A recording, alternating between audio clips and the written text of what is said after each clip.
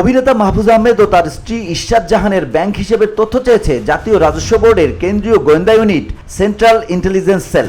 গত শনিবার দেশের সব তফসিলি ব্যাংক ও আর্থিক প্রতিষ্ঠানকে চিঠি পাঠিয়েছে সিআইসি।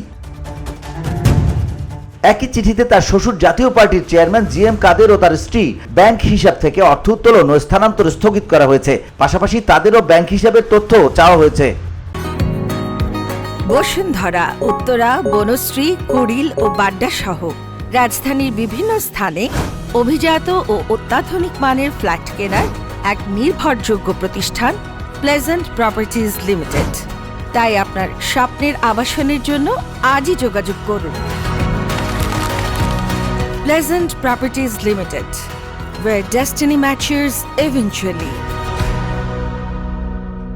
চিঠিতে বলা হয় তাদের একক বা যৌথ নামে অথবা তাদের মালিকানাধীন ব্যবসা প্রতিষ্ঠানের নামে পরিচালিত যে কোনো মেয়াদি আমানত হিসাব, সঞ্চয় হিসাব, চলতি হিসাব, ঋণ হিসাব, foreign currency account, credit card, locker বা ভল্ট, সঞ্চয়পত্র বা অন্য যে কোনো ধরনের সঞ্চয় এবং বিনিয়োগ সংক্রান্ত হিসাব থাকলে 2017 সালের 1 জুলাই থেকে হালনাগাদ বিবরণী সহ 7 দিনের মধ্যে জমা দেওয়ার নির্দেশ দেওয়া হয়েছে।